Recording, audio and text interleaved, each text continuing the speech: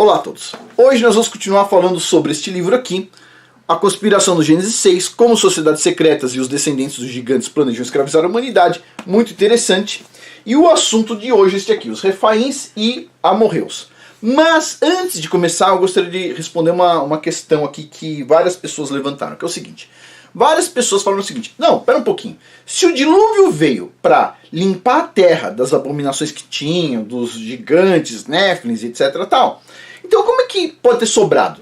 Se sobrou algum, significa que o Criador não alcançou o objetivo dele. Então como é que ele pode ser todo poderoso, etc. Puxa vida, que tipo de questionamento. Quero colocar um ponto aqui. Primeira coisa, a pessoa que está falando sobre isso, as pessoas não percebem uma coisa muito simples. Elas não conseguem sondar nem o coração da pessoa que está do lado dela.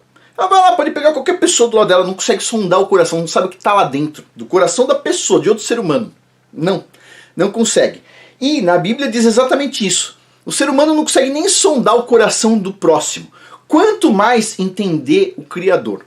Agora, eu penso que o Criador faz tudo perfeito, ele desenha a história, ele faz a história, e ele decidiu que poderia, nesse caso, estar sobrevivendo gigantes, é porque ele decidiu usar para alguma coisa no final. Mas ele decide, a gente não questiona.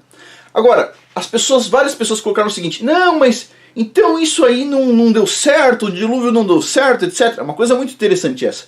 Porque assim, número 1, é menos absurdo a gente conceber um cachorro questionando o ser humano, é menos absurdo do que o ser humano questionando o Criador. A diferença do cachorro para nós é tão pequena perto de nós para o Criador que é absurdo. É como se fosse uma coisa engraçada, o ser humano questionando o Criador. Não, mas eu acho que não foi certo. Agora, um ponto aqui interessante, o ponto é o seguinte.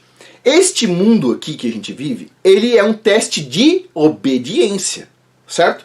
A gente está aqui para testar a nossa obediência, ponto. Pois bem, a nossa vida ela deve ser centrada no quê? Na obediência, ok?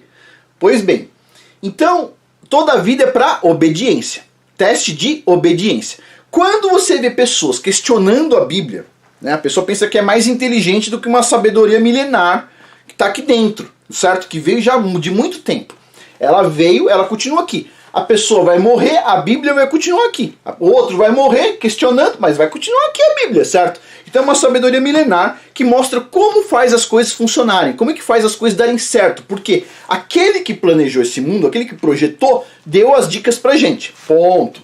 Então o que acontece? A pessoa vem questionar a Bíblia. Primeiro que ela pensa que ela é mais inteligente do que a sabedoria milenar. Ela não pensa que ela tem problema, certo? Pois bem, o outro ponto aqui. Quando a pessoa questiona o Criador, as decisões que ele toma e tudo mais, de cara a pessoa já foi reprovada, tirou 0 no teste de obediência. Quando você tem um chefe na sua empresa, você não fica questionando ele, certo? Mas é engraçado isso, porque a gente não questiona o chefe porque ele está pagando nosso salário. Mas quando o chefe maior, o Criador, ele está dando o nosso fôlego da vida, saúde pra gente, saúde para nossos filhos, está dando tudo, aí as pessoas vão lá e questionam ele. As pessoas pensam que tem intimidade nesse nível, assim, de questionar o Criador. Tipo assim, é o rei do universo. Então, como é que pode isso? As pessoas, tipo assim, tem problema. Então assim, a gente estuda as coisas. Se alguma coisa sair fora do que está na Bíblia, tem dois pontos aqui. Um é, se saiu fora, a gente retira, ok? Mas, você só pode retirar depois que você estudar a Bíblia, de verdade, e entender o que está escrito aqui. O cara não vai lá, não lê a Bíblia, não estuda nada, etc. tal. E quando vê alguma informação que na mente dele é conflitante, tipo assim, das duas uma. Ou ele não estudou direito a Bíblia, né? E aí no caso é o certo ele estudar a Bíblia, ou sim a informação pode ser conflitante, a gente retira, porque se não bate com a Bíblia, então aí tem alguma coisa errada. Mas no meu ponto de vista que estudo a Bíblia, até este momento que o cara está falando é muito sensato, ok? Pois bem, então vamos lá. Agora, respondida a pergunta, ou seja, quem é tu para avaliar o que o Criador deseja, o que ele quer? Ninguém, né? A gente não é nada perto do Criador. Pois bem, continuando aqui. Ah, sim, ó. Agora em maio eu estou lançando esse curso aqui, todo mês eu lanço um curso novo, que é Gerenciamento de Novos Negócios. Quando eu digo novos negócios é tipo startup. É um negócio que você tem e vai começar, você vai disparar ele, vai fazer ele ir para frente.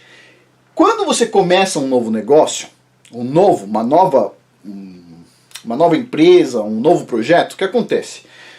Em geral, os livros, eles falam muito sobre como você gerenciar algo quando você já começou, certo? Já está funcionando, já está rodando.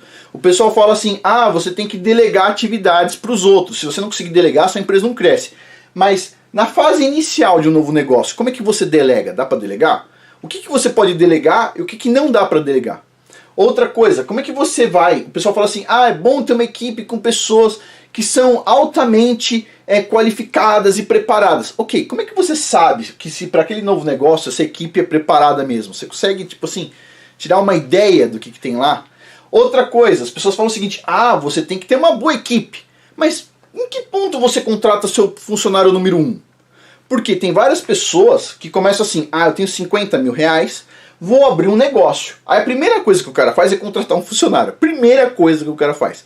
Será que com o investimento inicial você deve contratar funcionário ou não? Em que ponto de faturamento você tem que estar para contratar o primeiro funcionário? Não estou falando primeiros 10, estou falando o número 1. O funcionário número 1. Que momento do seu negócio que faturamento, que valor, que cifra você tem que estar ganhando para contratar o funcionário número 1? Em que momento acontece isso? Ou seja, tudo isso aí são itens que você não encontra em livros, você não encontra. Eu sempre desejei ver isso em livros, não, você não encontra. As pessoas, eu não sei, eu acho que eles gostam de esconder a escada, né? As pessoas, elas sobem por uma escada, né? E aí eles jogam a escada fora e dizem, tá lá em cima, fala o seguinte, cheguei aqui fácil. Você fala, mas como é que você chegou aí? O cara já jogou a escada fora e já pôs fogo nela, né? Então, nesse curso aqui eu quero falar um pouco sobre a visão sobre erros e acertos na parte de novos negócios, na parte de começar um novo negócio no sentido de uma startup, ok?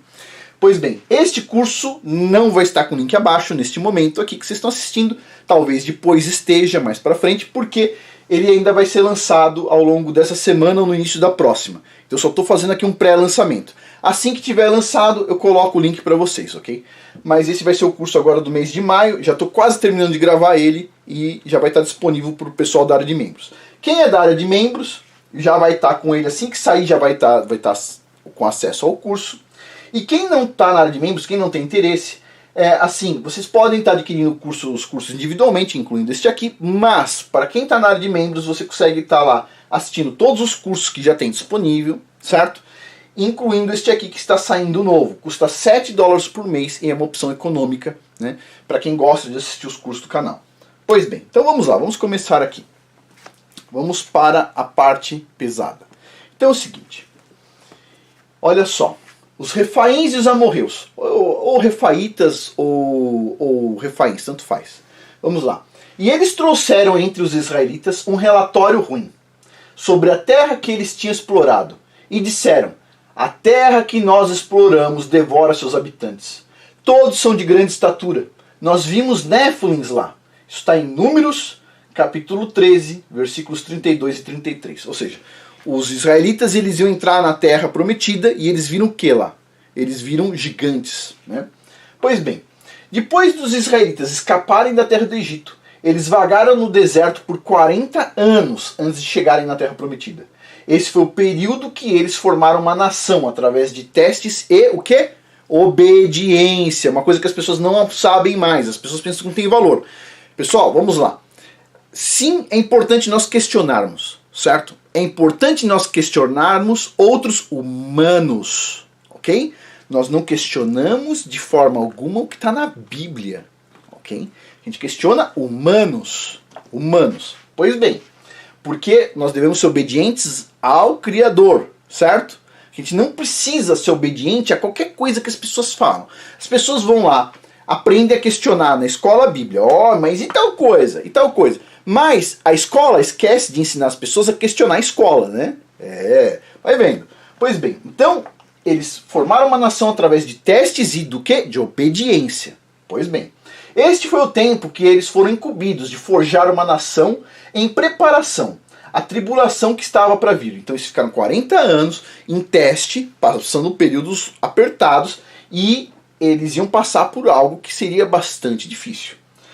Agora, ele coloca aqui duas questões interessantes no livro. Questões dele, do autor.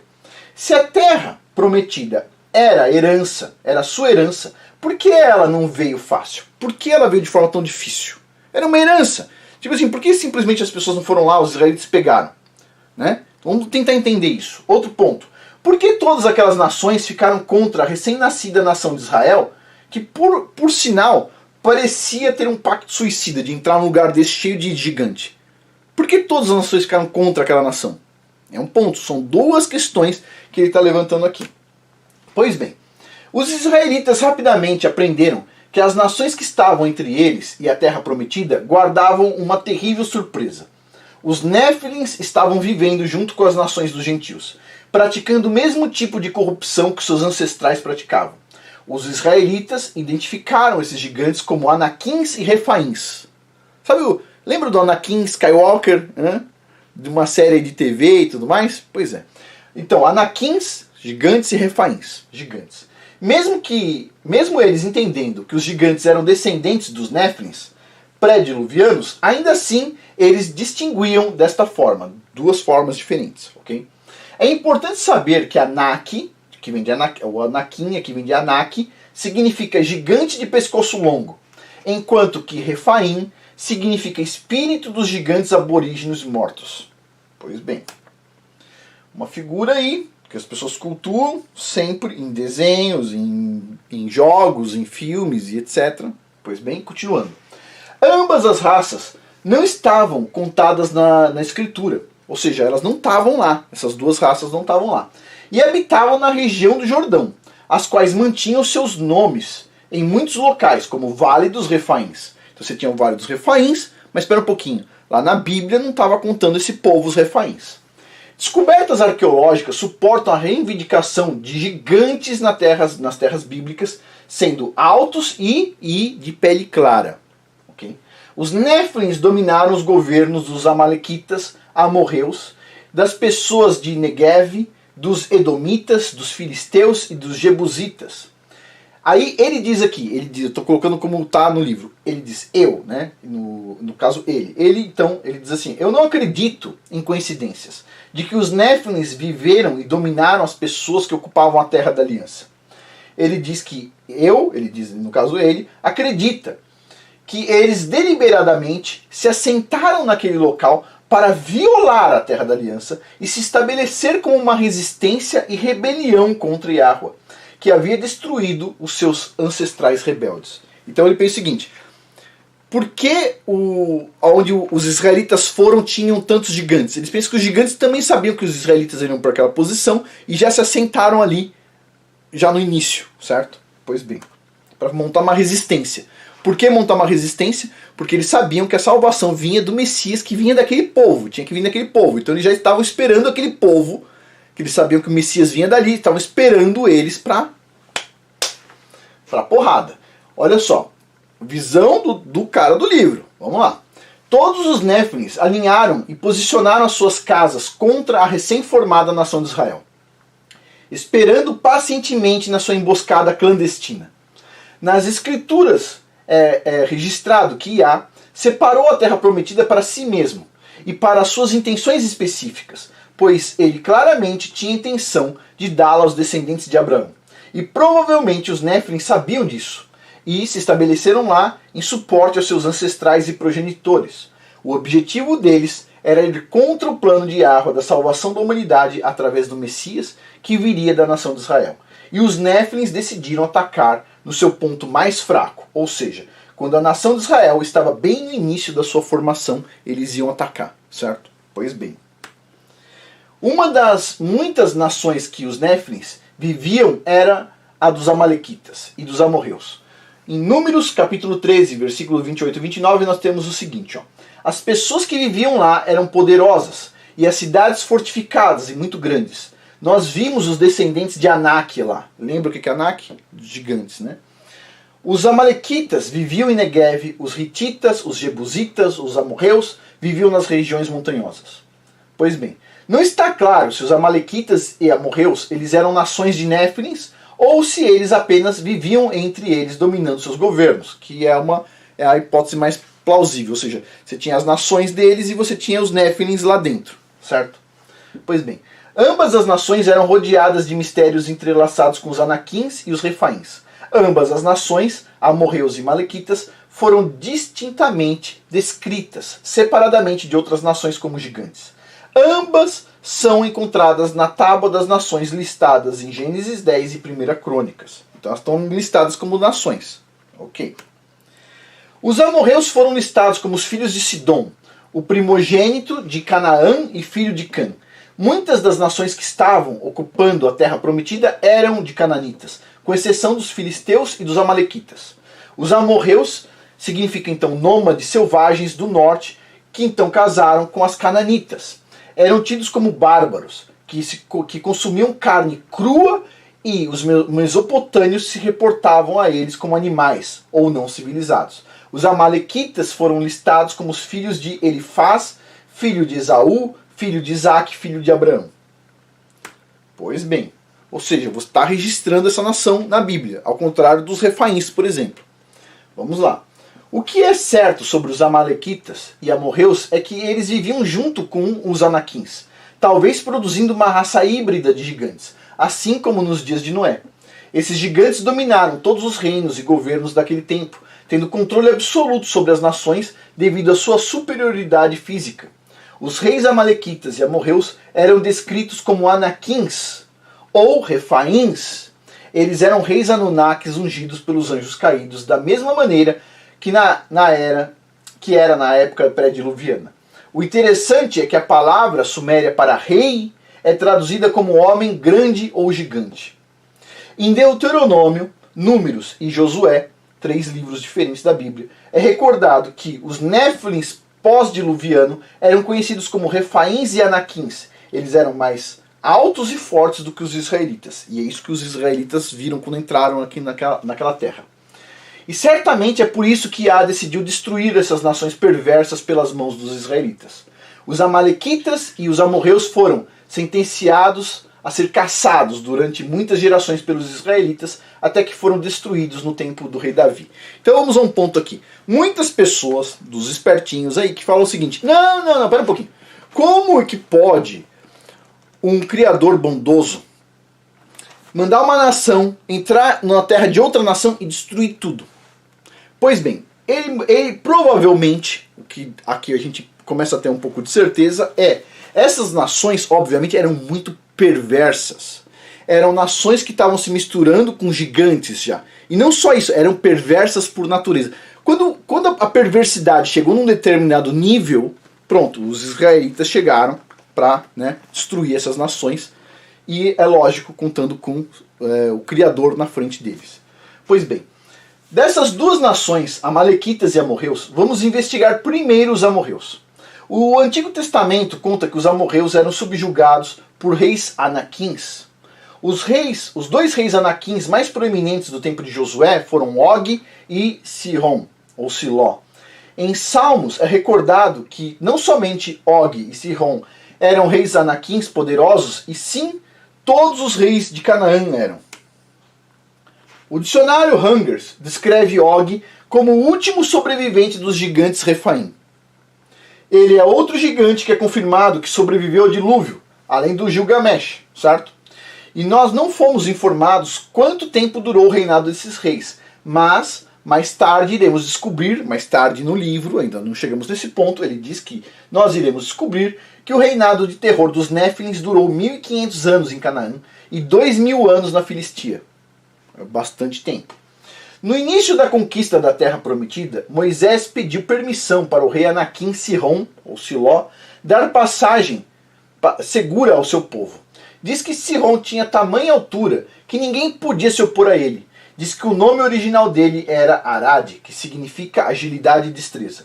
Quando Sihon recusou dar passagem aos israelitas, ele manteve a sua arrogância herdada naturalmente e a sua aliança clandestina ancestral com os caídos, contra o Criador. Devido à excessiva autoconfiança de Sihon, Moisés estava com medo de travar guerra contra os amorreus. Imagina só, não é trivial, né? É como ele colocou no livro aqui, parece uma missão suicida, né? Pois bem, então ele estava meio assim, até que o Criador, Yahweh, animou Moisés ao acorrentar os anjos caídos que protegiam Og e Sihon durante a batalha. Ou seja, além de tudo, além dos caras serem grandes, ainda tinham anjos caídos, né?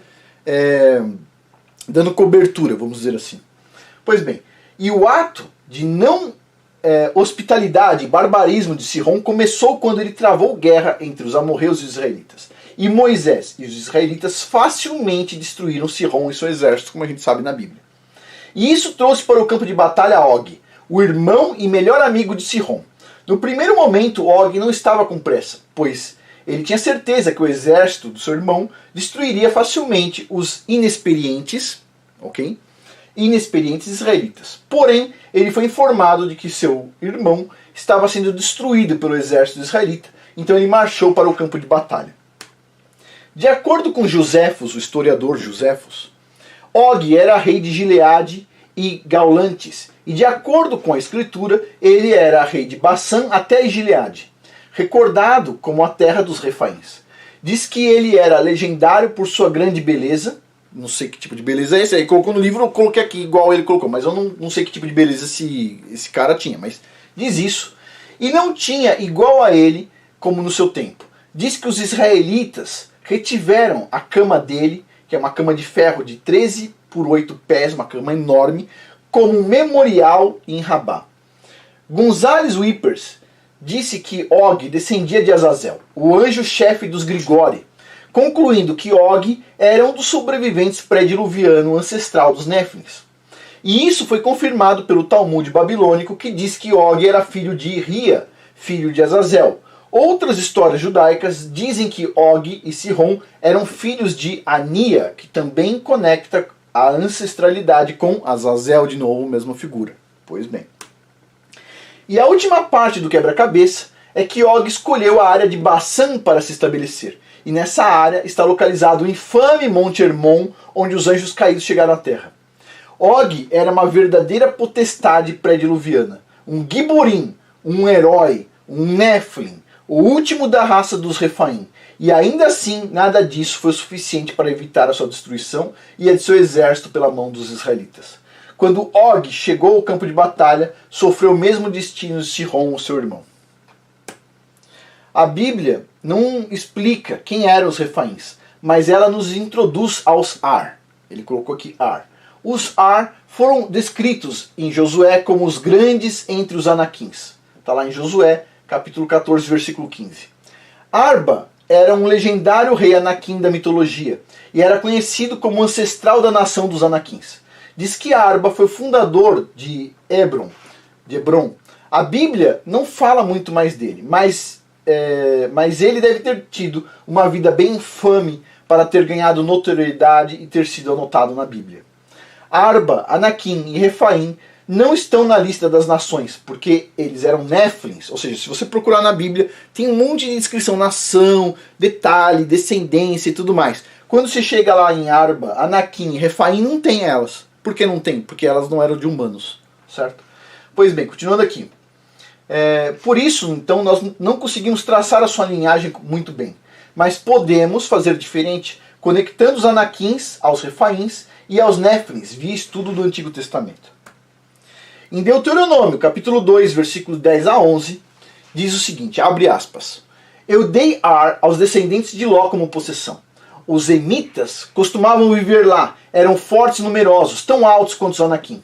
Assim como os Anaquins eram considerados Refaíns, mas os moabitas chamavam eles de emitas. Depois em Deuteronômio, capítulo 2, versículo de 20 a 22, abre aspas, não vou dar a posse de nenhuma terra pertencente aos amonitas. Eu a dei posse aos descendentes de Ló. Aquela também era considerada uma terra dos Refaíns, certo? Que moravam ali, mas os amonitas chamavam os zanzumitas. Eles eram fortes e numerosos, da altura dos Anaquins. Bom, continuando. Iá os destruiu diante dos amonitas que os expulsaram e se estabeleceram no lugar. Yah fez o mesmo pelos descendentes de Esaú, que viviam em Seir, quando destruiu os Oréus diante deles. Eles os expulsaram e viveram em seu lugar até hoje. E quanto aos Avitas que viviam nas aldeias até Gaza, os Caftoritas os destruíram e se estabeleceram em seus lugares também. O dicionário Hungers define os Emitas, ou Enim, como aborígenes gigantes que ocuparam a terra a leste do Rio Jordão, que foram desapropriados pelos Moabitas. O nome Emim foi derivado do medo que eles inspiravam por causa da sua pecaminosidade e tamanho. Os Zanzumitas foram definidos como, abre aspas, fazedores de barulho. Provavelmente pelo estrondoso das suas vozes. Os Amonitas os destruíram. Os Avitas ou Avim foram descritos como gigantes iníquos que moravam entre os filisteus em Gaza e se identificavam com os Rivins. Os Auzim moravam com Cã e foram traduzidos como povo brilhante. Esse eu quero colocar um ponto aqui, povo brilhante, né? Tem várias, quando a gente vai falar de gigante, aparece muito isso aqui do povo brilhante, tem um brilho na pele. Pra quem assistiu, tem um filme, eu assisti muito tempo atrás, quando ainda assistia televisão.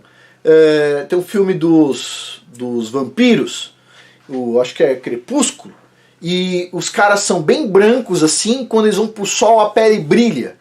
Tá? Sabe de onde eles tiram essas informações? Vai vendo.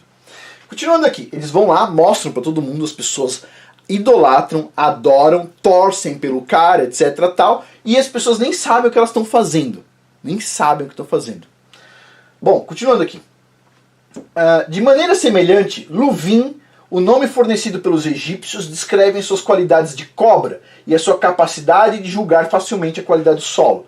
E aí vem a história de que a cobra ela consegue julgar se o solo é bom ou não. Cada animal tem uma característica, inclusive, certo? Então tem esse ponto aí. Continuando. Os refaíns eram considerados gigantes aborígenes de raças antigas. A tradução alternativa para refaíns reflete que, à primeira vista, o coração de uma pessoa ficaria fraco com a aparência terrível deles. Imagina só a aparência. Lembre-se, os Nephilim possuíam cabeças como cobras, pele áspera e clara, e olhos cor de mel e ouro, o tempo todo exalando um brilho sobre eles. Os Néfilins ficaram conhecidos na lenda e na mitologia como os brilhantes, ok? As duas passagens mencionadas em Deuteronômio ligam os Anaquins, Zanzumitas, Oritas, Emitas, Avitas, e todos esses remontam aos Refaíns. Essa ligação inclui os amorreus e os amalequitas. O livro de Deuteronômio enfatiza que todos esses gigantes, incluindo os Anaquins, eram considerados o quê? Refaíns. Está lá em Deuteronômio, capítulo 2, versículos 10 a 11, depois de versículos de 20 a 22. Portanto, Refaim deve ter sido a nação raiz dos Néfilins no período pós-diluviano. Pois bem, a gente para por aqui. No próximo vídeo dessa parte deste livro aqui, a gente vai falar sobre Sodoma e Gomorra. Como eu disse, o negócio vai esquentando. Sodoma e Gomorra. Pois bem, e tem uma playlist, eu estou tentando atualizar sempre essa playlist, onde eu estou colocando na playlist, a playlist chama Gênesis 6, eu estou colocando todos os vídeos que são relacionados a este livro aqui. Os vídeos são independentes, se você quiser assistir não assistir o anterior, não faz diferença, certo? É muita informação independente, mas quem tiver interesse em seguir uma ordem, tem os vídeos aí na playlist. Eu acho que é desnecessário seguir uma ordem, mas assim, cada informação a gente vai montando um quebra-cabeça, certo? Pois bem, para finalizar, lembrando, no mês de maio vai estar sendo lançado esse curso aqui, ó, gerenciamento de novos negócios ou gerenciamento de startup. Eu coloquei novos negócios para ficar em português.